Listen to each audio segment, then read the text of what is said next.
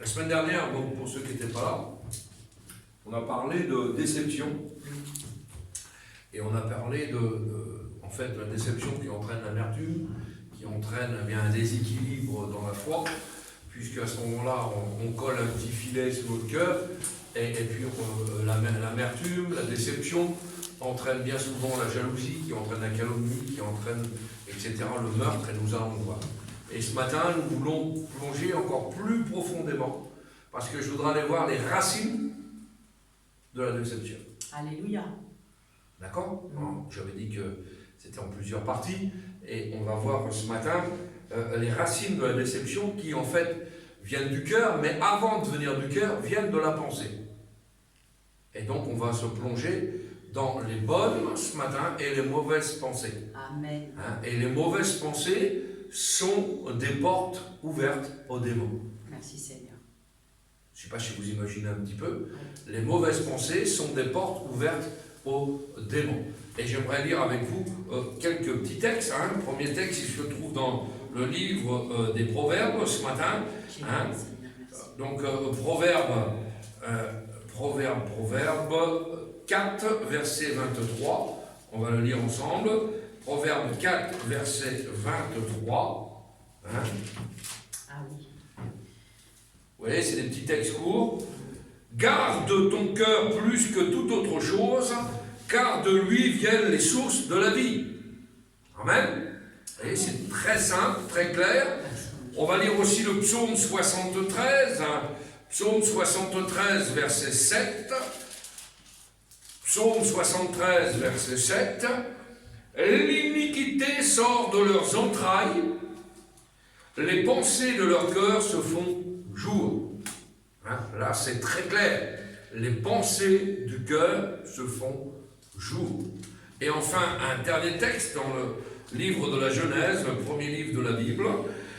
Nous allons lire Genèse 8, verset 21, où il nous est dit, parce que les pensées du cœur de l'homme sont mauvaises dès sa jeunesse. Je ne sais pas si vous imaginez un petit peu que là nous sommes dans Genèse 8, et puis au départ du livre de la Genèse, Dieu créa l'homme à son image, donc un homme merveilleux, l'image de Dieu, je ne sais pas si vous imaginez, et en 8 chapitres, eh bien, vous êtes rendu à le cœur de l'homme, les pensées de l'homme sont mauvaises dès sa jeunesse.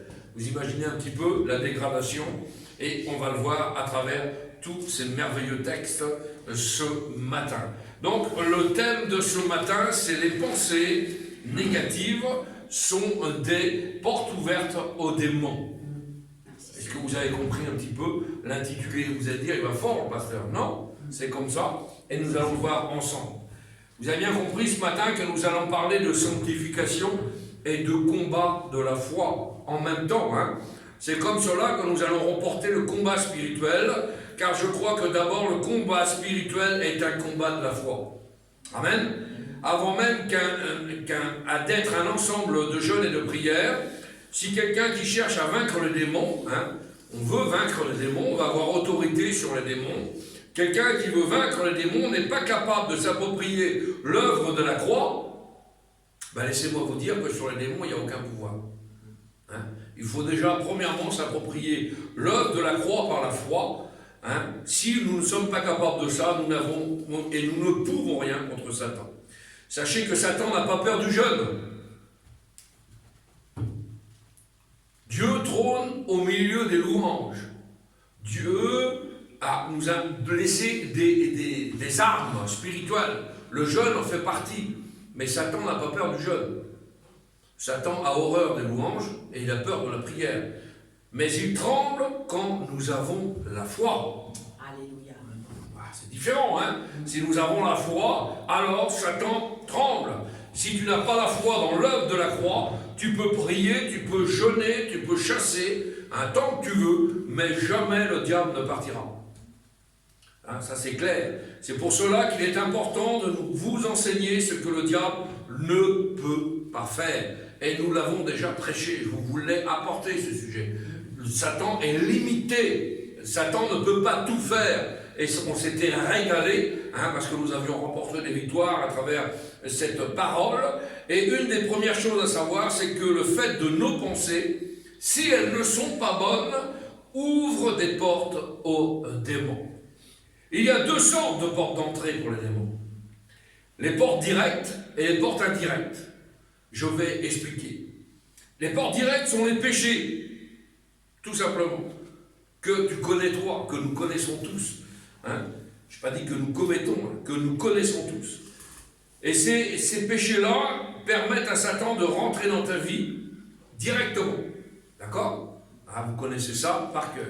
Mais les portes indirectes, c'est lorsqu'une autorité, un parent, quelqu'un qui a une influence spirituelle, un pasteur, une assemblée, une église, une direction qui n'est pas bonne et qui a une influence sur toi, ouvre une porte dans ta vie. Je vais m'expliquer. Alors en même temps, il ouvre une porte dans la tienne. Vous comprenez ça? Et cela est vrai dans la vie des païens. Les païens ont des portes indirectes, des démons. Et les chrétiens n'ont pas et ne doivent pas avoir de porte indirecte de l'influence des démons. Pourquoi? Parce qu'un chrétien un vrai disciple, n'a pas de lien de famille. Je m'explique. Si demain ton frère a péché, si ta sœur a péché, charnel, si ton enfant pêche, si ton père pêche, si ta mère pêche, ça n'a pas d'influence sur ta vie. Si tu es un chrétien véritable, tu ne dois pas être influencé par les péchés des autres. D'accord? C'est une porte indirecte. On ne doit pas subir le péché des autres. Comprenez? On est des chrétiens vrais, véritables, ancrés dans la parole du Seigneur. Maintenant, si vous êtes dans un système, une église, un mouvement, une prédication, un pasteur qui vous entraînerait sur une pente descendante du péché, vous devez fuir. Parce que là, c'est une porte ouverte pour vous. Alors celui qui pêche dans une église, et que les gens le savent, c'est un interdit pour l'église. D'accord?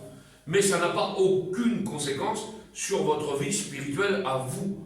Parce que vous êtes des vrais adorateurs en esprit et en vérité, et ça ne doit pas avoir une fonction négative sur vos vies. Comprenez ça? À moins que vous soyez mal enseigné et qu'on vous dise c'est comme ça, c'est comme ça, c'est comme ça. Ce n'est pas vrai. Là, il y a une influence qui n'est pas bonne. Si pendant que vous êtes là, votre frère, votre sœur pêche, nous l'avons vu, je ne crois pas que ça rejaillisse sur votre vie personnelle. Dans la Nouvelle Alliance, on ne voit pas ces choses-là. Dans le Nouveau Testament, on ne voit pas ces choses-là. Des interdits, oui, mais vous, personnellement, non.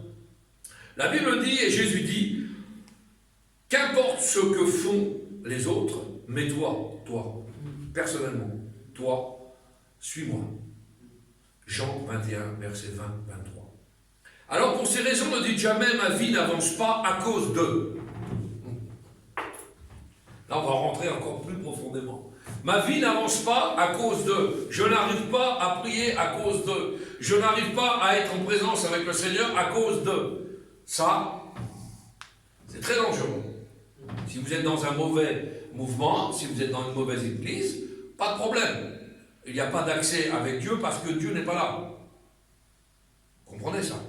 Donc vous pouvez chercher la face de Dieu pendant des jours, des semaines.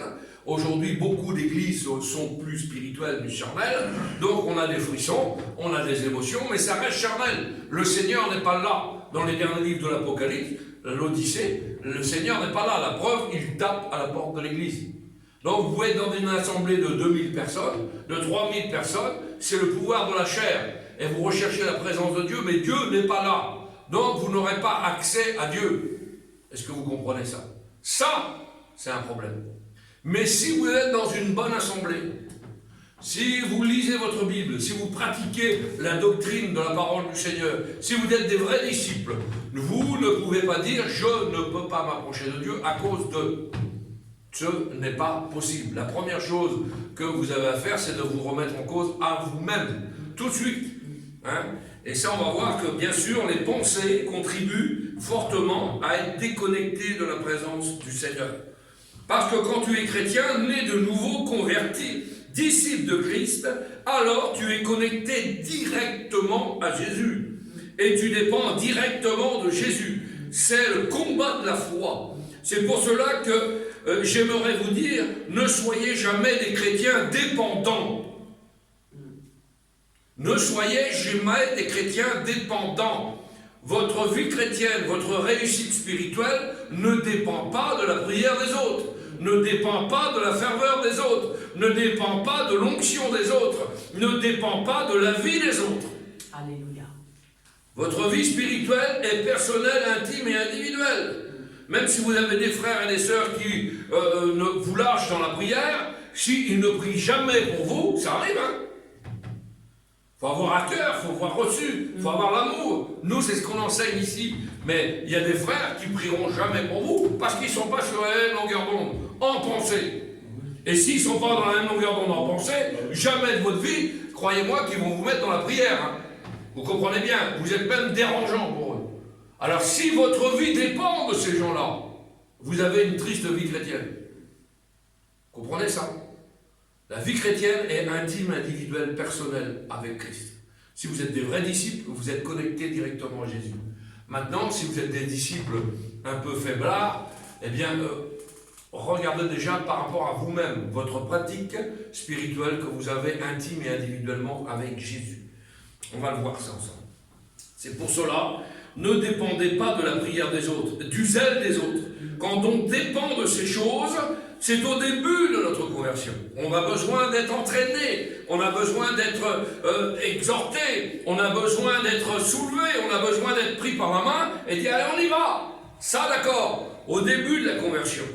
Nous sommes alors des enfants spirituels, des bébés dans la foi, nous l'avons vu, dans le principe même de la croissance spirituelle. Au début, on ne naît pas chrétien, on le devient, on est au lait et on passe à la viande. Et aujourd'hui, je m'adresse à des gens qui sont à la viande, non plus au lait spirituel. Vous n'êtes plus des bébés spirituels, vous avez compris la parole du Seigneur, vous l'avez mâché, vous l'avez digéré, et maintenant, vous commencez à progresser. Sans la sanctification, nul ne verra le Père. Aujourd'hui, on a des églises mortes parce que les gens ne se sanctifient pas. On devient des religieux, on vient par religiosité, on vient par habitude. Les serviteurs de Dieu, pareil, on prêche pour prêcher. Mais on n'a pas d'intimité avec Dieu. La preuve, c'est que dans nos pensées, je connais les raisonnements de certains, on pense au message, mais derrière on pense déjà au business de demain, au business d'après-demain, à ce qu'on pourrait faire pour gagner notre vie, à ci, à ça. Ce n'est impossible. Il n'y a pas de communion avec Christ dans ces conditions-là. Les gens prient dans le péché, ils louent dans le péché, ils chantent dans le péché, ils jeûnent dans le péché, hein, et ils prêchent même ou ils chantent dans le péché. Et on voudrait avoir des résultats spirituels. C'est impossible. Dieu ne peut pas bénir dans ces conditions-là. Que sont vos pensées? Que sont les pensées de ces gens-là? Eh bien, ces pensées-là négatives, qui sont même contre-productives avec la spiritualité, sont des portes ouvertes au démon. Nous sommes alors des enfants spirituels, des bébés dans la foi. Mais après un niveau de maturité spirituelle, tu dois voler de tes propres ailes. Nous sommes des hommes et des femmes faits ce matin. Et nous savons que Dieu parle à des hommes et des femmes faits. Parce que sinon, il suffit qu'autour de toi, il n'y ait pas de chrétiens de prière et de zèle, alors tu chutes. Et ta vie chrétienne chute avec. C'est une carence d'amour spirituel. Aujourd'hui, on a besoin d'amour spirituel, mais il y a des carences dans les églises. Ainsi, aujourd'hui, beaucoup de chrétiens deviennent faibles, car s'ils dépendent tellement des autres, ce qui fait qu'ils ne deviennent pas matures pour prendre soin des autres. Nous sommes amenés, quand on est convertis, à être aidés par nos prochains, nos frères, nos sœurs véritables dans la foi. Mais une fois que nous sommes rendus à un certain niveau, c'est à nous de prendre le relais et d'aider ceux qui sont moins spirituels. Comprenez ça? C'est une course de relais, on a passé le relais, une étape supplémentaire. Mais si on a besoin toujours d'aide dans nos vies spirituelles, faisons bien attention. Quel est notre degré de maturité spirituelle? Parce que si tu dépends toujours des autres, tu ne seras jamais un maître spirituel. Aujourd'hui, j'ai quitté mon père, moi, d'accord? Je ne vis plus chez mon père et ma mère. J'habite tout seul, avec mon foyer propre. Ça veut dire quoi ça? En tant que je dépends de lui, tant que je dépendrai de quelqu'un, je ne peux engendrer la vie. Je m'explique. Si je dépendrais encore aujourd'hui de mon père, jamais j'aurais pu devenir un père. Vous comprenez ça? C'est facile à comprendre, hein, cette image-là. Si vous dépendez de vos parents, jamais vous pourrez engendrer la vie derrière. À un moment donné, il va falloir sortir du nid. Et il va falloir évoluer seul. Vous comprenez? C'est simple. En tant que tu y dépends, tu ne peux pas devenir un maître dans les Écritures. Il y a un temps pour être encadré. Et après, tu dois voler de tes propres ailes. Et si ce n'est pas le cas, alors tu resteras un bébé spirituel. Et tant que nous sommes des bébés spirituels, Satan, tôt ou tard, te ramènera dans le monde. Parce que vous êtes faible. Il rôde comme un lion rugissant, cherchant qui va dévorer. Et quand vous observez la nature, qui nous parle si bien, parce que c'est la création de Dieu, quand vous voyez les lions qui attaquent, et qui rôdent et qui attaquent, ils attaquent qui? Un chétif, un nouveau-né ou un malade. Ils n'attaquent pas un animal qui est en pleine santé, hein, qui peut courir. Parce que là, vous pouvez le distancer. Vous comprenez ça? Mais il va isoler du troupeau celui qui est malade, chétif, etc. C'est pour ça qu'il faut rester ensemble.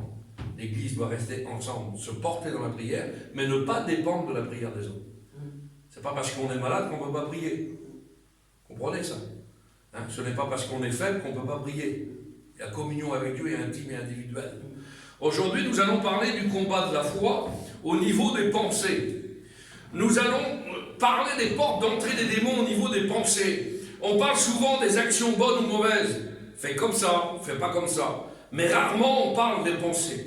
Et c'est pourtant une implication majeure dans le combat de la foi et dans le combat spirituel. Regardez ce que nous dit le Proverbe 4, verset 23. Nous dit ceci: garde ton cœur plus que toute autre chose. Je répète, garde ton cœur plus que toute autre chose. C'est-à-dire plus que ton compte en banque, plus que ta maison, plus que ta voiture, plus que ta réputation. Garde ton cœur plus que toute autre chose, car de lui viennent les sources de la vie. Dans d'autres versions bibliques, les forces de la vie. Garde ton cœur parce que c'est dans ton cœur qu'il y a le moteur de ta vie. La Bible dit que Dieu sonde les cœurs et les reins. Même si ta pensée n'est pas révélée aux yeux du grand public, Dieu connaît les pensées de ton cœur. Et la Bible dit aussi que c'est de l'abondance du cœur que la bouche parle. Si tu as des mauvaises pensées dans ton cœur, qu'est-ce que va dire ta bouche? Si tu as des bonnes pensées dans ton cœur, qu'est-ce que va dire ta bouche? La Bible dit, de la même bouche, tu ne peux maudire et tu ne peux bénir. C'est impossible. Et si tu as des mauvaises pensées que tu nourris dans ton cœur, tu ne pourras jamais bénir. Jamais. Alors que ce que tu crois qui est caché aux yeux de tout le monde, Dieu le sait. Fais bien attention aux pensées que tu nourris de ton cœur. C'est important.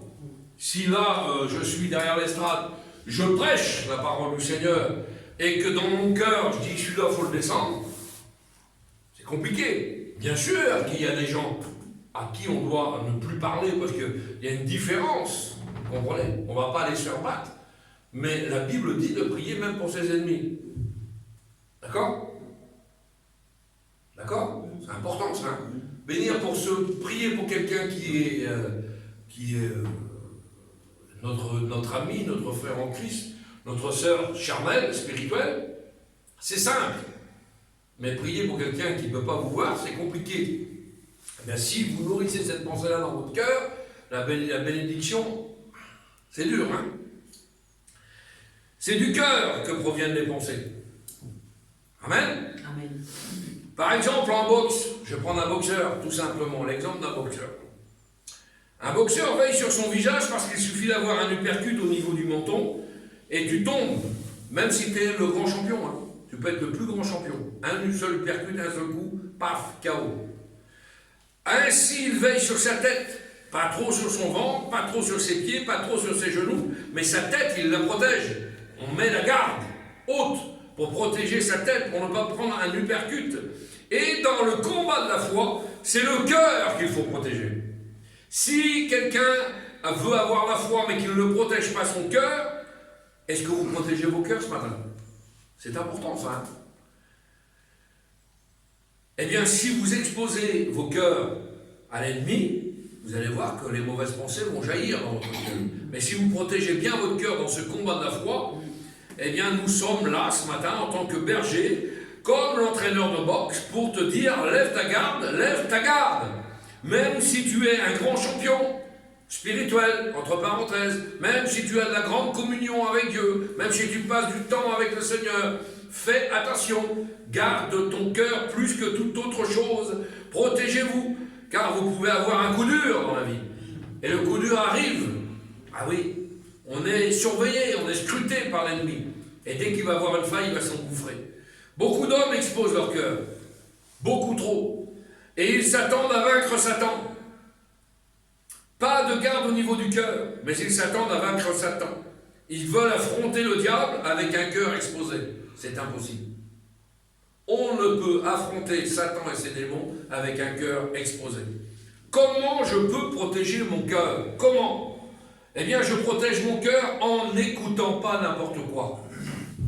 Alors là, on peut y aller. Hein. C'est-à-dire, une église qui n'est pas doctrinale, des pasteurs qui ne sont pas doctrinaux, des messages sur Internet qui viennent de la Lune ou de chez Mars, ou je ne sais pas d'où, hein, des choses, des contes, des fables. La Bible dit que dans les derniers temps, vous écouterez des faux prophètes, des faux docteurs. Ils viendront. Et les foules aimeront ça. Adoreront ça. Ah oui, c'est réjouissant. On ne parle pas du péché, on ne parle pas de la croix, on ne parle pas de l'enfer, on ne parle pas de ces choses-là. Donc il est super, le pasteur, là. Vous comprenez ça? N'écoutez pas n'importe quoi. Vous voulez protéger votre cœur? N'écoutez pas n'importe quoi. C'est pour ça que tout ce qui est dit, vérifiez-le. Soyez des Béréens. Lisez la parole du Seigneur. Regardez les écrits. Mais n'écoutez pas n'importe quoi. Parce que quand j'entends la parole, quand on écoute n'importe quoi, et qu'on entend la parole avant toute chose, est d'abord une pensée. Quand je parle, c'est une pensée. Ainsi, je veille à ne pas écouter n'importe quoi, mais seulement ce que j'entends, mais aussi ce que je vois. Parce que ce que je vois engendre automatiquement une pensée en moi. C'est automatique. Évitons donc à ne pas entendre n'importe quoi et à ne pas voir n'importe quoi. La question vous est posée ce matin, qu'est-ce que tu regardes? Et qu'est-ce que tu entends? Tu parles souvent avec qui? Avec quel genre de personne? Est-ce que tu as des communications chaque jour? Quel est le niveau des personnes qui nourrissent tes pensées? Question. Quel est le niveau des personnes qui te fréquentent? Quel est le niveau des choses que tu regardes? Quelles chansons tu entends? Quelle conversation tu entends? Un chrétien ne doit pas avoir des conversations du monde. Alors là, nous sommes, pas de conversation biblique. Hein. Matériel, sous, Chine, travail, vêtements, tout ce que vous voulez, sauf ce qui est spirituel.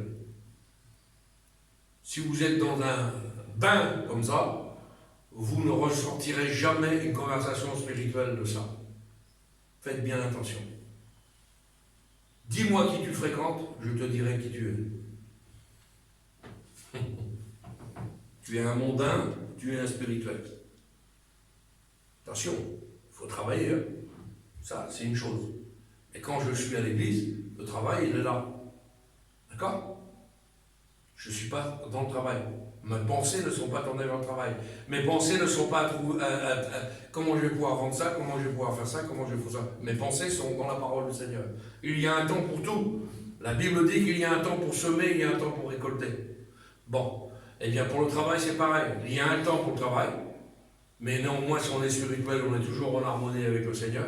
Et on ne dit pas n'importe quoi. Et on ne pratique pas n'importe quoi, c'est-à-dire pas de mensonges, pas de fausses déclarations, pas toutes ces choses-là. Vous comprenez? Il faut que tout soit clair et net avec le Seigneur. Et après on se dit, on n'est pas béni, on n'arrive pas à être béni. Non, parce que tes pensées ne sont pas bonnes. Tes pensées ne sont pas axées sur le Christ. Tes pensées sont axées sur le monde. Et si tes pensées sont axées sur le monde, tu récolteras du monde. Mais pas du spirituel. Bien faire attention à ça. Et ainsi, si tu regardes n'importe quoi et tu entends n'importe quoi, tu te bats comme quelqu'un qui est exposé, d'accord, avec un cœur ouvert vers le monde, et tu penses que tu es spirituel, et tu veux combattre l'ennemi. Eh bien, laisse-moi te dire que là, tôt ou tard, tu prendras un uppercut et tu seras KO technique. Parce que l'ennemi n'attend que ça. Aujourd'hui, nous avons des pasteurs qui sont pasteurs, mais qui sont du monde, qui sont businessmen. Une église n'est pas une entreprise. Un pasteur n'est pas un entrepreneur. Un chrétien n'est pas un entrepreneur. Comprenez ça? Hein? C'est pas un business, l'église. Jésus n'est pas un business. Si vous voulez faire du business avec la croix, vous allez à Lourdes. D'accord? D'accord? Vous sortez de la grotte à un magasin, vous sortez de la grotte à un magasin, vous achetez des cierges, des bougies, des choses qui sont démoniaques, on va dire ça comme ça, hein, mais qui ne sont pas à la gloire de Dieu. D'accord? Mais un chrétien est un vrai disciple. Alléluia! Alléluia. Il n'y a rien à vendre, rien à acheter, ou alors c'est pour faire avancer l'œuvre. Toujours le but de l'œuvre derrière, l'œuvre. Il faut vivre, il faut... Vous comprenez ça? Si j'étais rationnel et que je gérais l'église là, comme une entreprise, il y a longtemps que j'aurais déposé le bilan. Hein. Parce que ça me coûte plus cher que ça me rapporte. Vous comprenez ça? Ouais. Et si je vois ça comme un business, je dis hop, stop, on arrête tout, c'est pas rentable. Mais le Seigneur ne nous a pas demandé d'être rentable. Le Seigneur nous a demandé d'être des fidèles serviteurs. En tout temps. Ah oui. Quand ça va et quand ça ne va pas. Nous ne lâchons jamais la main du Seigneur. Ayons les pensées vers lui. Et le Seigneur fera. Amen. Alléluia. Bien-aimés frères et sœurs, celui qui donne ce conseil n'est pas n'importe qui dans la parole du Seigneur. C'est un homme sage. Il a reçu une sagesse de Dieu. Celui qui dit de garder son cœur plus que tout, c'est Salomon. Pas n'importe qui, hein. Parce que si tu ne gardes pas ton cœur, tu peux tomber dans le découragement. Si tu ne gardes pas ton cœur, tu risques de faire des choses que tu n'auras jamais imaginées. Alors j'aimerais te dire ce matin, dis-moi le genre de pensée que tu as, et je te dirai le genre de vie que tu auras. C'est facile à comprendre, ça. Quelles sont tes pensées ce matin? En cette année 2019, beaucoup de gens ont des projets. Je ferai, je dirai, j'irai, c'est bien. Mais seuls les projets de Dieu s'accomplissent. Alors surveille tes pensées ce matin. Pourquoi? Bien parce que l'homme ne se nourrit pas toujours de pain et de viande, mais il se nourrit aussi bien souvent des pensées qu'il entretient. C'est pourquoi il y a certaines personnes qui lisent beaucoup, parce que la lecture nourrit leurs pensées. Tu penses à quoi? Si on était capable ce matin, en tant qu'humain, serviteur de Dieu, chrétien, chrétienne, d'ouvrir la tête de notre voisin, hein, ce serait super, hein, on est capable d'ouvrir la tête de notre voisin en deux, et puis de dire, ah, qu'est-ce qu'il y a dans cet homme, qu'est-ce qu'il y a dans cette femme qui est assise là, tu en penses quoi? Ce serait simple ça, hein? Oui.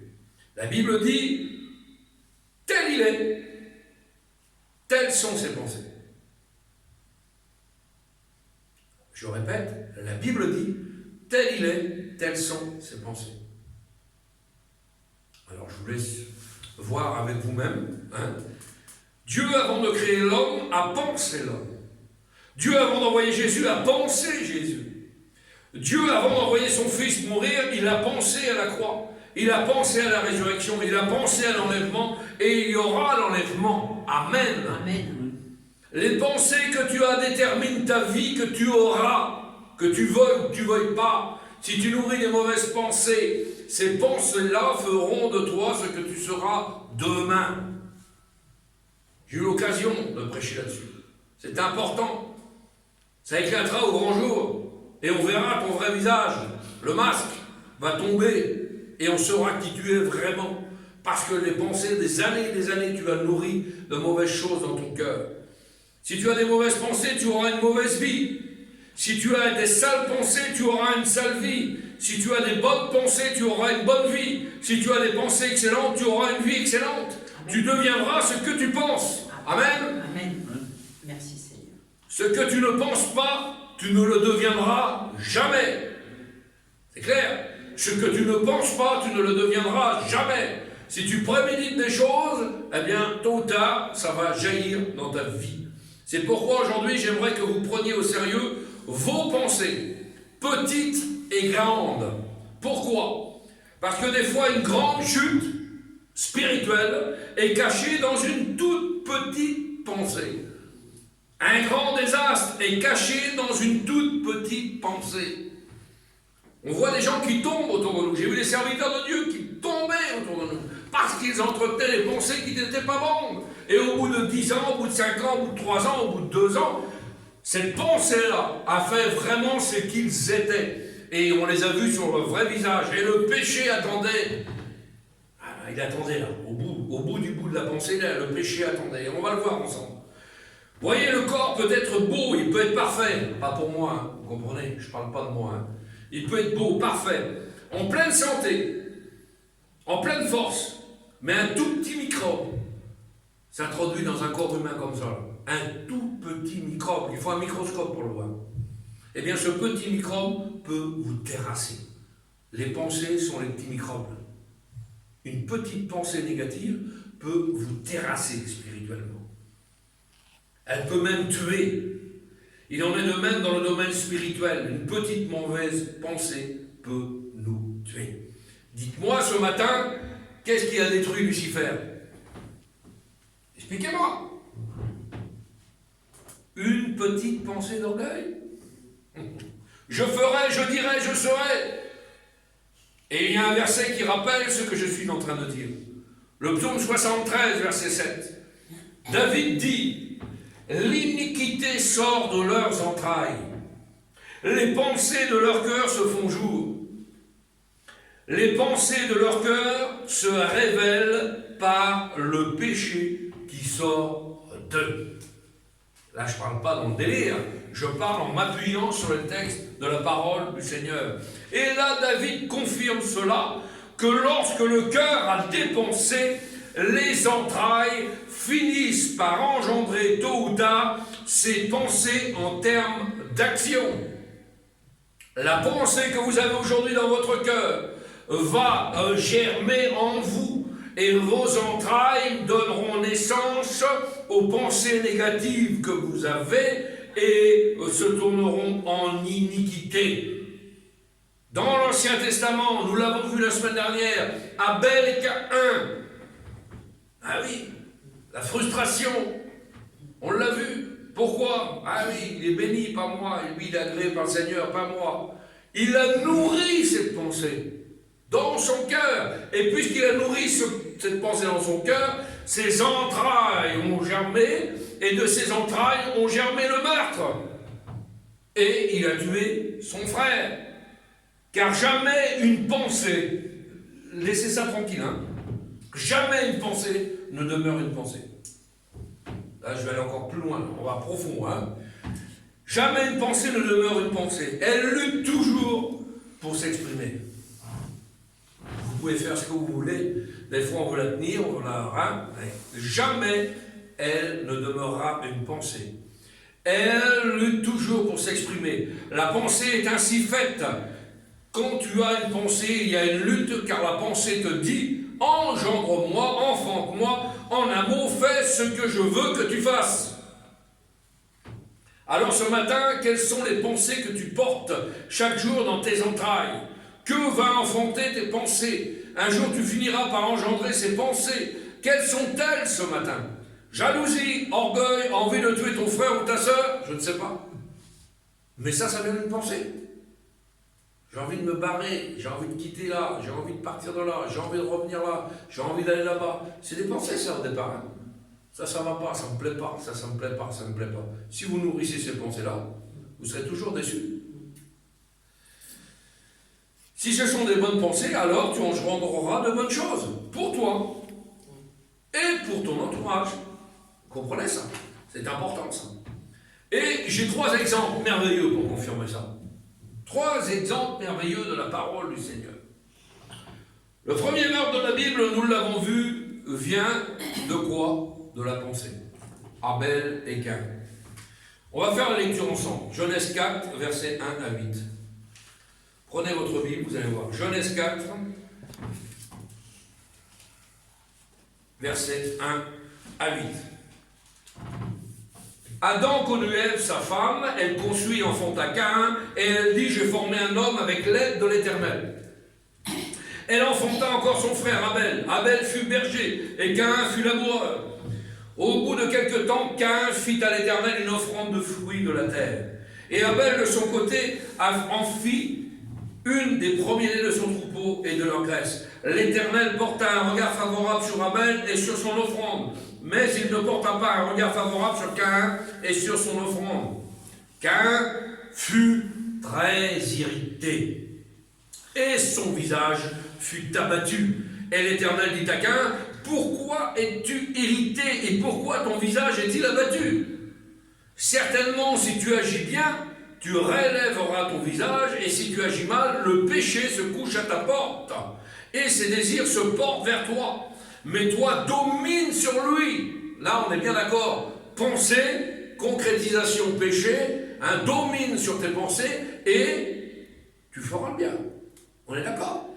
Cependant, Caïn adressa la parole à son frère Abel, mais comme ils étaient dans les champs, Caïn se jeta sur son frère Abel et le tua. Pourquoi? Parce qu'il avait nourri cette pensée. Vous imaginez que Dieu, dans son amour, dans sa sagesse, connaissant toutes choses, vient vers lui et lui explique, attention, attention, ce que tu nourris comme pensée, le péché couche à ta porte. Alors, exclue ça de ton esprit. Dieu vient prévenir? Non.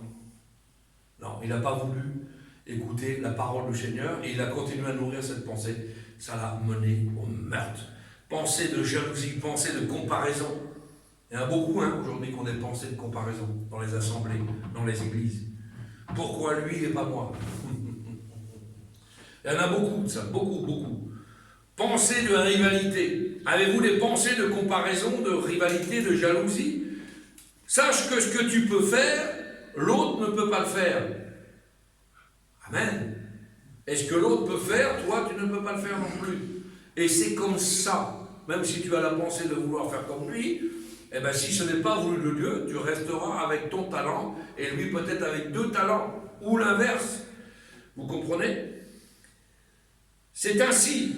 Mais ce que tu peux faire, toi, est déjà une grâce de Dieu. Amen. Tu es capable de faire ça. C'est une grâce de Dieu. N'essaye pas d'avoir la pensée de faire autre chose. Faites attention, car la jalousie est un péché très sale et très facile à cacher derrière quoi? Vous savez derrière quoi on cache la jalousie généralement? La flatterie. La critique. Waouh, on cache il n'est pas bien, la soeur n'est pas bien, le frère n'est pas bien, le pasteur n'est pas bien, l'église n'est pas bien. Ça c'est souvent ça, parce que derrière, à la base, il y a un esprit de jalousie, une pensée de jalousie. Attention, si tu es jaloux, alors un jour tu seras meurtrier. Si tu es jaloux, alors un jour tu seras maudit.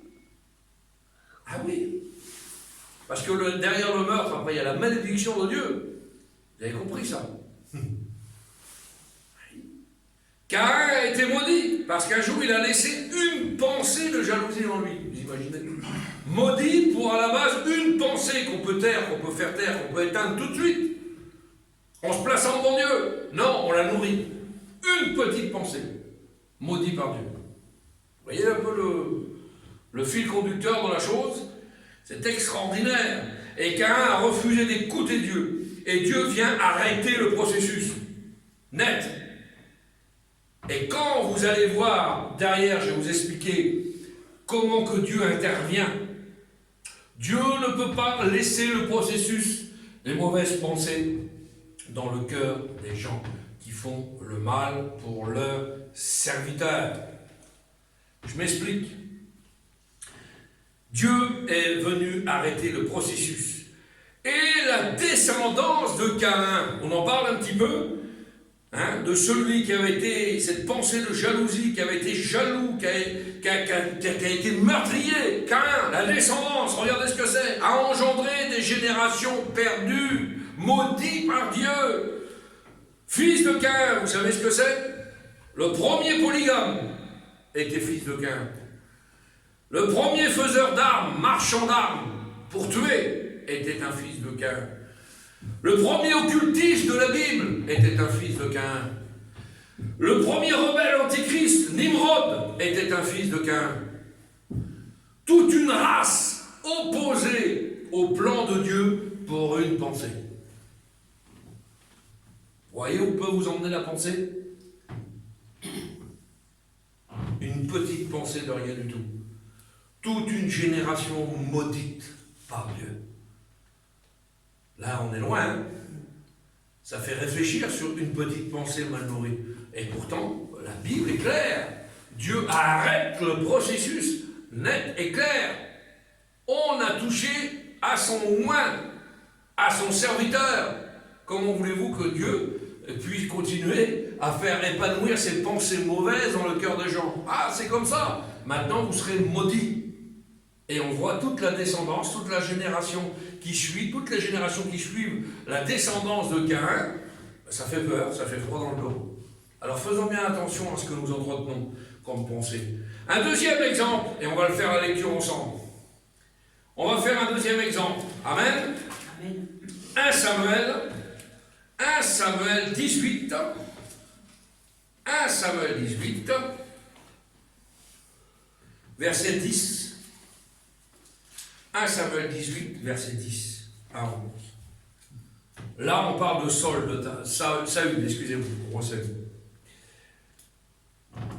Le lendemain, le mauvais esprit de Dieu saisit Saül, qui eut des transports au milieu de la maison.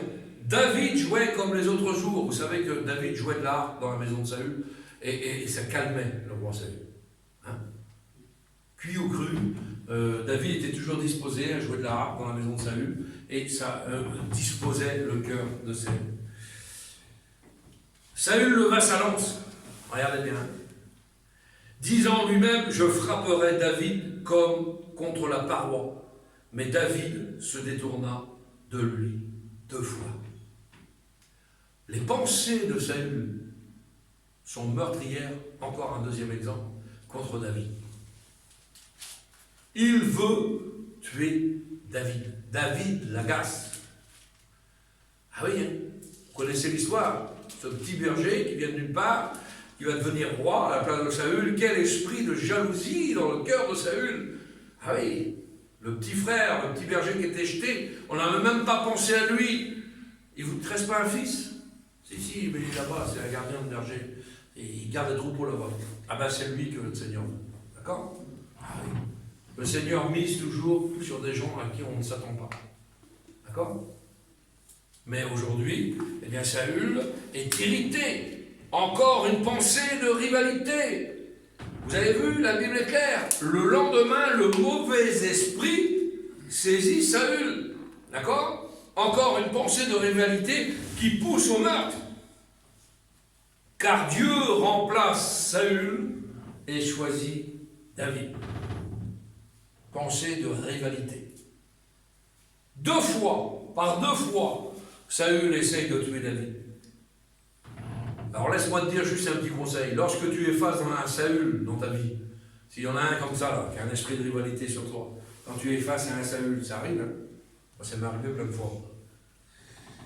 Sois un champion de l'esquive. T'occupe pas de ça. Rentre pas en conflit. Laisse. La parole du Seigneur dit: à moi la vengeance, à moi la rétribution. Laisse faire Dieu. Sois un esquiveur. Hein? Esquive le problème. Esquive le problème. Continue sur cette droite lignée. Amen. Et vous savez que Dieu fera le reste si vous esquivez sans arrêt le problème. Pas de problème. Mais j'aimerais vous dire quelque chose. Est-ce que vous savez comment que Saül a fini? Vous connaissez la parole de Dieu, vous lisez la parole du Seigneur. On a vu là, dans le passage-là, que Saül veut tuer David avec une lance. Saül, c'est un lanceur de javelot. D'accord? Et vous savez comment il finit, Saül? Il finit tué par un javelot. Vous vous rendez compte? La boucle est bouclée. Ce qu'il avait prémédité pour tuer David arrive pour sa propre vie. Il est tué par un javelot. Lui, le lanceur de javelot, qui voulait tuer les autres par le javelot, il est tué par un lanceur de javelot. Au départ, pensée de rivalité. Un autre exemple, le dernier, et puis on va arrêter là-dessus. Dans 2 Samuel, on va aller. Regardez bien. Comme quoi, et on va rentrer bien dans les choses, vous allez comprendre. 2 Samuel 11, versets 1 à 27. Et vous ferez la lecture chez vous. Parce que je ne vais pas vous la lire, c'est très long. Hein? Vous connaissez tous l'histoire de David. Et l'adultère de David. Et le meurtre prémédité de David. Pour vous dire une chose, ce qui est arrivé à Saül, cet esprit de rivalité, de méchanceté, cette pensée qu'il a eue, David l'a eu aussi. Et pourtant, David est l'homme selon le cœur de Dieu. Ça veut nous dire quoi comme exemple? Que Dieu n'a pas de chouchou. Dieu n'a pas de chouchou. Si vous êtes dans les mains du Seigneur et que Dieu vous aime et que vous êtes en communion parfaite avec Dieu, pas de problème. Mais si demain tu commets l'iniquité, tu nourris une pensée d'iniquité, une pensée de meurtre, une pensée de jalousie, Dieu te renverra la monnaie de ta pièce. Vous comprenez ça? Il n'y a pas d'intime avec Dieu. Il y a des intimes avec Dieu quand on est intime avec lui, mais si on s'éloigne et qu'on complote contre lui, contre son frère, ben Dieu aura exactement la même clarté de jugement, même si vous avez été proche de Dieu. Et beaucoup de gens aujourd'hui ne comprennent pas, oui, mais moi je suis un intime avec Dieu, Dieu m'aime, Dieu fait... Mais tu fais le péché. Et en faisant le péché, le jugement de Dieu s'abattra sur toi comme il s'est abattu sur quelqu'un qu'il n'aimait pas, ou moins dans ton esprit. Est-ce que vous comprenez ça? Il n'y a pas de chouchou avec Dieu. C'est merveilleux ça. Laissez-moi vous dire que Dieu n'a pas de chouchou. David, le petit David au départ, craint Dieu. Mais après, je ne sais pas si vous imaginez, il devient un roi. Il a le pouvoir sur son trône. Il a la signature de Dieu. C'est merveilleux ça.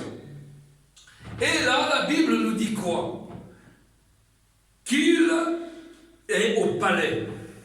Vous savez, un chrétien, il y a beaucoup à dire, mais je vais rentrer un petit peu dans les détails. Quand on prend du recul par rapport à Dieu, on dit des fois, je veux prendre du recul, je ne vais plus trop à l'église, je ne veux plus trop avoir de communion avec mes frères, je veux rester chez moi, je veux rester tranquille. Là, Satan met David en danger. Pourquoi? Parce que pour une fois, David n'est pas sur le champ de bataille pour gagner des batailles pour Israël. Et il est en retrait chez lui. Et qu'est-ce que fait Satan? Il lui fait voir une femme extraordinaire. Et la Bible dit, vous lirez dans les Écritures, il se renseigne sur cette femme. Il se renseigne sur cette femme. Il n'a pas vu d'un regard comme ça, on regarde quelqu'un passer. Non, il se renseigne sur cette femme. Et il apprend quoi sur cette femme? Eh bien que c'est pas n'importe qui. C'est la femme d'Uri. Et qui est la femme d'Uri? Uri était le garde du corps personnel de David. C'est-à-dire Uri était celui qui risquait sa vie pour David, qui aurait donné sa vie pour David, qui serait avancé entre les lances et David pour que lui soit tué et que David soit sauf. C'est pas n'importe qui la femme d'Uri. Et Uri n'est pas n'importe qui pour David. Et puis malgré ça, et envers tout ça, il se renseigne sur cette femme.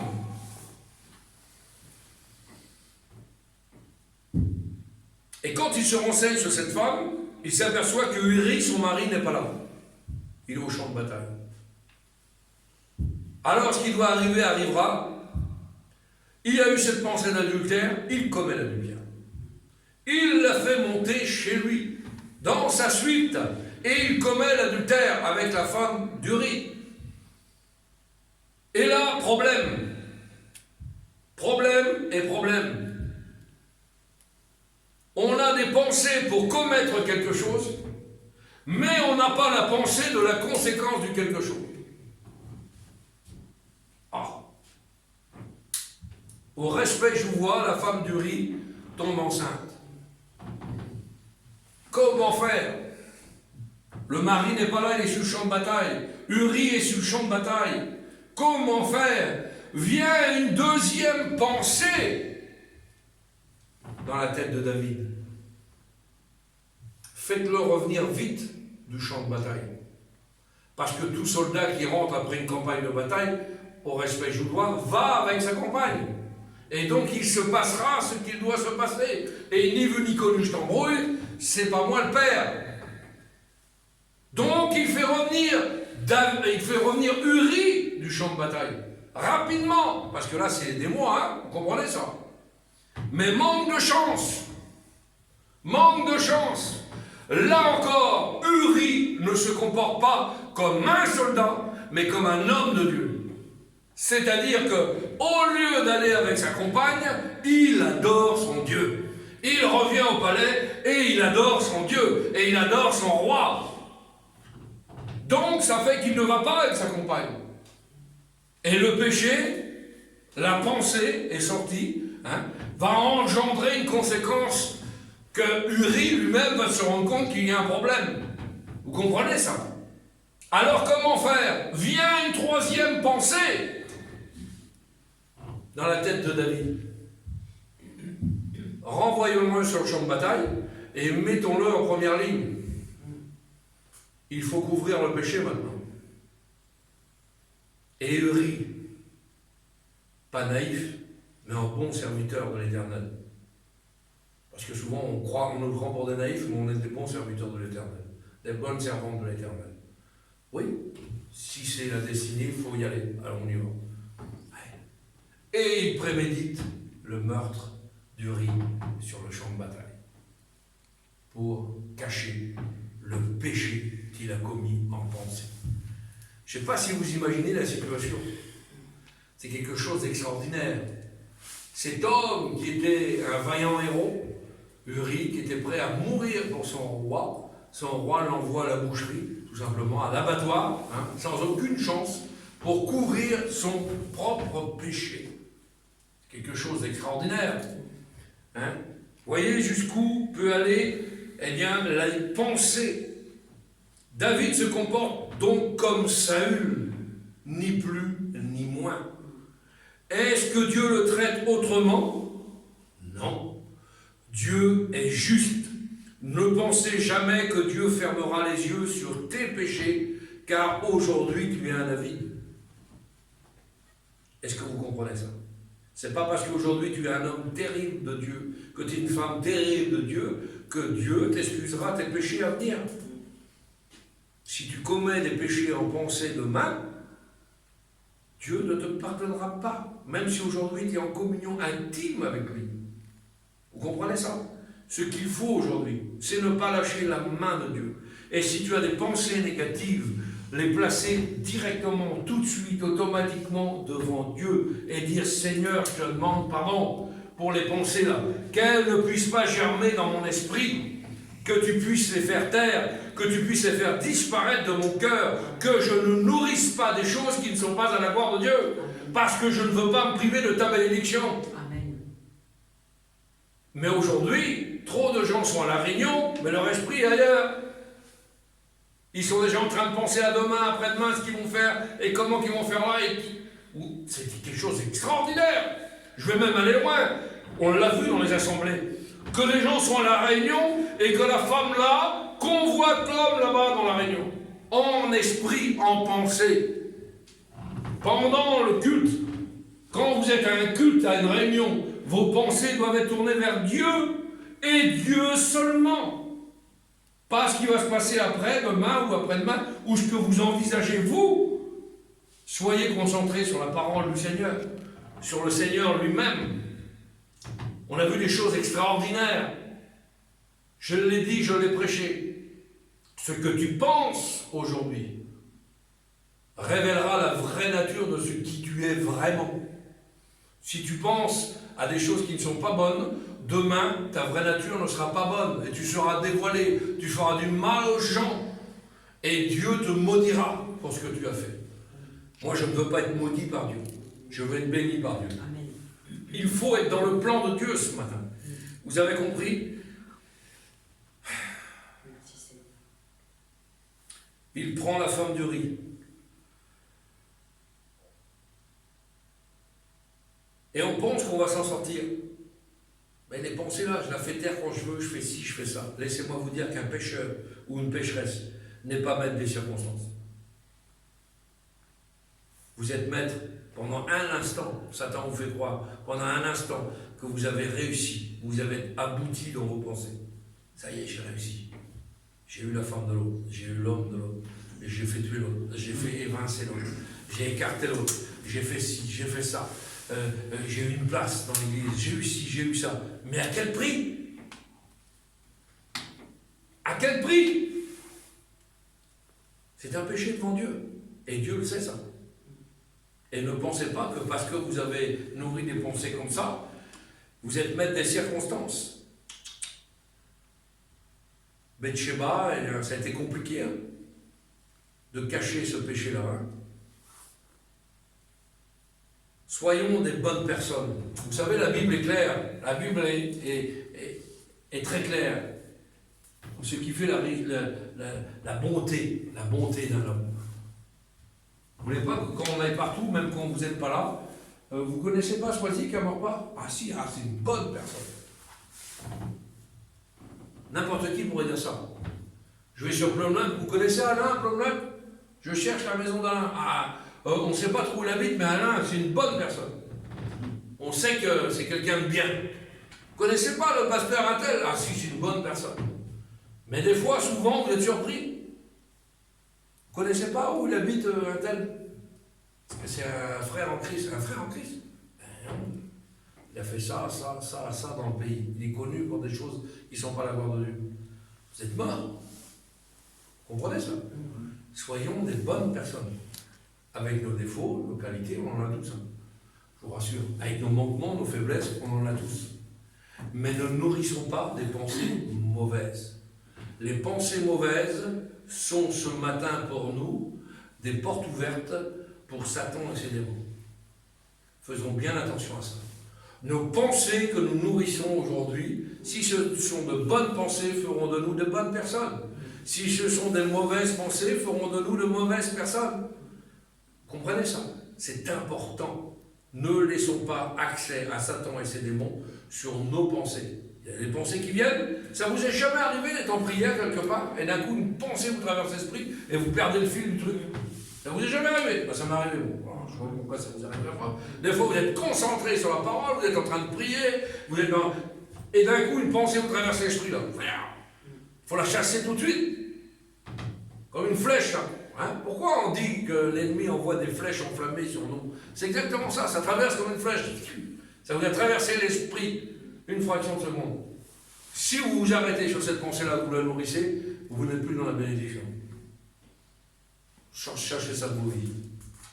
Que ces pensées-là puissent sortir de nous. C'est important. Amen. Amen. On prie le Seigneur. Seigneur, nous voulons te bénir.